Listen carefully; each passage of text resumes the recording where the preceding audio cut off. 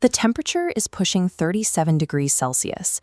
As Air India Flight 171 lifts off, shortly after takeoff, both engines fail, and the massive Boeing 787 plummets into a residential compound. 241 people on board, along with 19 on the ground, are killed in the wreckage. Out of everyone in the sky that day, exactly one passenger makes it out alive. His name is Vishwas Kumar, and when the aircraft went down, he was strapped into seat 11A. Walking away from total destruction like that looks like a miracle, but we wanted to know if surviving a catastrophic crash actually comes down to luck, or if it is dictated by the physical laws of the aircraft itself. A dataset by Reuters reviewed 1,400 commercial aviation accidents, filtering down to instances where only 1 to 5 people survived. This left 45 extreme cases. From these, investigators traced exact seat assignments for 20 survivors, mapping them onto a cabin floor plan. By plotting these individuals geographically across the plane, we can test a specific hypothesis. Does where you sit actually decide your fate? Looking at the front section of the aircraft on this floor plan, we can see a clear cluster. 14 of the extreme survivors in the analysis were sitting right here near the cockpit and the first few rows. In automotive engineering, a crumple zone is a structural feature designed to deform and absorb the kinetic energy of an impact. Aircraft noses can function the same way. They take the brunt of the destructive force, dissipating the energy waves before they rip through the mid-cabin. This physical reality helps explain Vishwas Kumar's escape.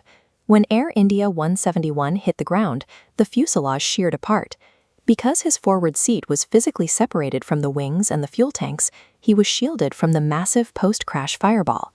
It also explains cases like James Palenque. He was the co-pilot of a Comair regional jet that attempted a takeoff on a runway that was much too short.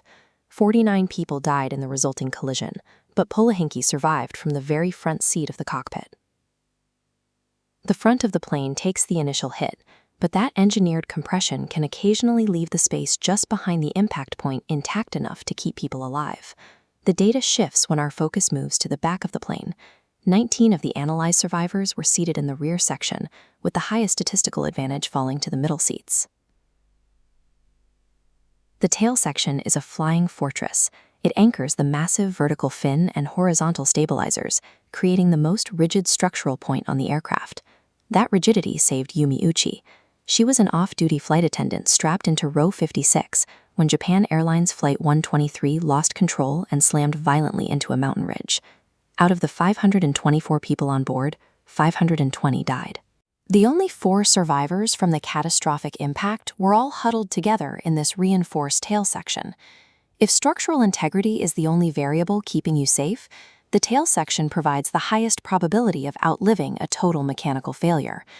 But seating charts and structural rigidities mean very little when an aircraft completely disintegrates. That brings us to Juliana Kopke and Lanza Flight 508.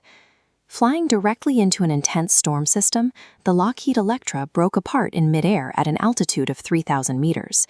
Juliana was ejected into the void, still strapped firmly into seat 19F.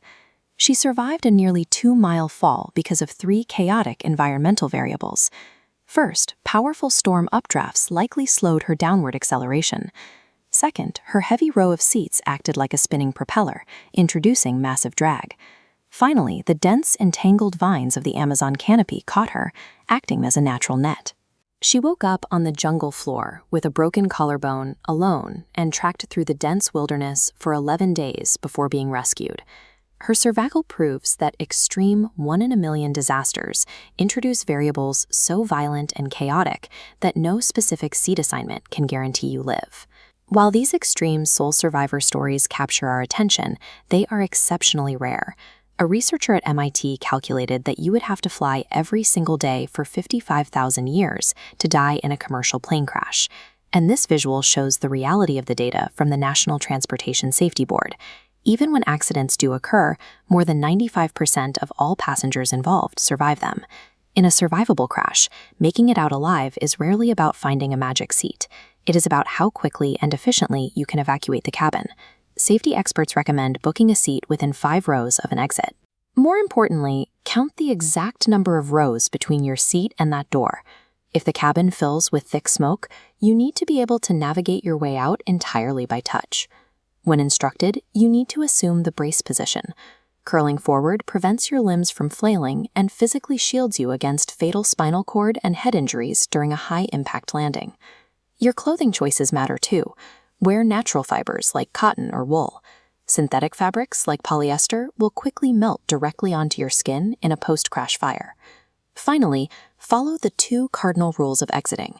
Abandon all your hand luggage to prevent fatal bottlenecks in the aisles, and never inflate your life vest until you are completely outside the aircraft, or you risk trapping yourself against the ceiling if water rushes in.